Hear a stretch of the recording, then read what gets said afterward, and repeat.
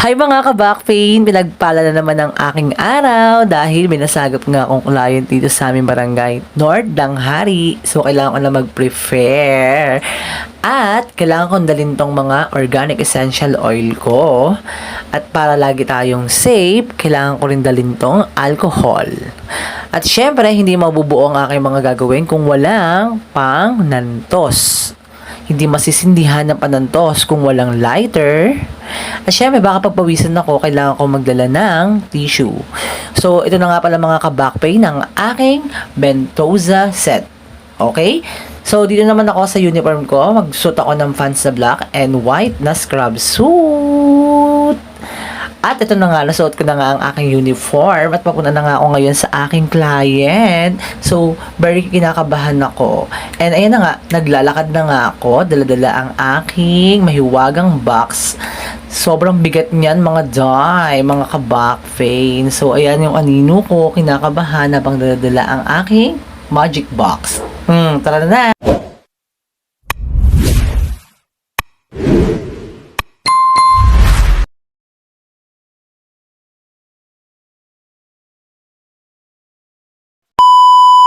Ayan na nga mga ka-backpain, nandito na nga ako sa bahay ng aking client at ang una kong ginawa is nag-palpation kami. Ang palpation ay isang uri ng warm-up para makita natin kung saan yung parte ng muscles ang matigas sa stress. So ito na nga, natapos na ako mag-palpation, ang gagawin ko is aayusin ko na yung towel niya para makapagsimula na kaming mag-massage. So inayos ko yung towel niya para rin maging komportable yung katawan ng client natin. So ayun na nga, tara na magsimula na tayo! Ayun na nga mga ka-backpain, ang una kong ginawa is nilagyan ko ng oil likod ng client ko, yung palad ko at kinalat-kalat ko sa likod niya. Ang gamit ko nga palang oil is yung gawa kong oil. Ito yung organic essential oil na gawa sa lavender at virgin coconut oil. So pinapahid mo pa lang, nakaka-relax na. Mga ka-backpain, ang gagawin ko sa kanya ay Swedish massage. So dahil gusto kong makatulog ang aking client, mag-music na lang tayo ha. Lagay na lang ako dito ng relaxation music. Tara, sabay-sabay tayong ma-relax.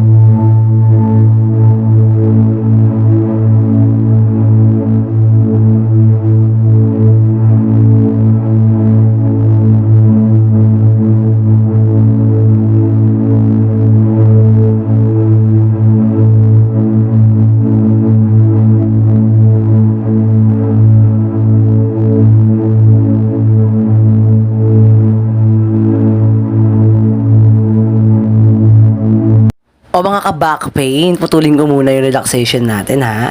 Anyway, gumamit nga pala ako ng kakaibang technique. At ang maitatawag ko sa technique nito ay Sikonatsu. Bakit nga ba Sikonatsu? Dahil gumamit ako ng Siko.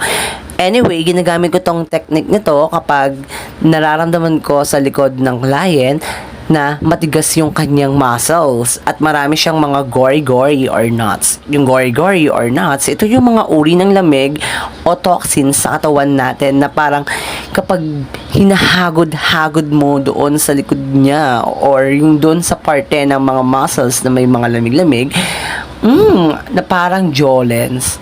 Ayun, yung nagpapasarap sa Sikonatsu kasi kapag ginahagod yun ng Sikonatsu, yung mga lamig-lamig na yon, ang nararamdaman ng client ay masakit na masarap. Yung tipong ayaw mo na pero gusto mo pa. Ganorn. Kaya, kung gusto mo makaramdam ng kakaibang technique at gusto mo maramdaman yung technique ko na Sikonatsu na may pagmamahal, try mo na Touch by Gem. So nandito na tayo sa exciting part, ang traditional bentosa. Anyway, ang ginagawa ko nga pala ngayon ay piniprefer ko na yung mga gagamitin ko para sa ating bentosa. Paalala lang, hindi to pwedeng ginagawa ng mga bata or kung sino man dahil ito ay delikado. Paalala lang, ito ay delikado. Baka magkaroon kayo ng skin burn o pagkasunog sa balat kapag ginawa nyo to. So, sinindihan ko na siya at ikakafing natin siya mamaya. So, ayan na.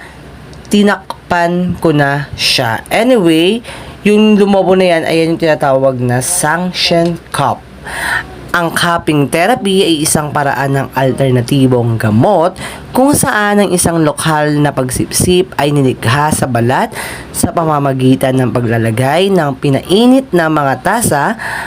Ang pagsasagawa nito ay pangunahing nangyayari sa Asia, ngunit gayon din sa silangang Europa, gitnang silangan at Latin America. Ang cupping ay nilalarawan bilang isang pseudoscience at pagsasanay nito bilang quackery. So, ang pagbebentosa o traditional bentosa ay maganda rin naman sa ating katawan dahil nakakatulong ito para mabawasan yung stress, yung mga toxins, yung NANS, yung mga lamig-lamig sa katawan at syempre para rin mabawasan yung mga mabibigat doon sa kalamnan natin. So, basta mag-iingat lang tayo para hindi tayo madisgrasya dahil delikado po ito. Paalala lang, delikado po ito. So, ligtas ang may alam. Char! So, ayun na nga. Ito yung ginawa ko, ang bentosa therapy. Lahat nga pala na ginawa natin mga kabakpay na ay good blood circulation. Hanggang dito na lang. Bye!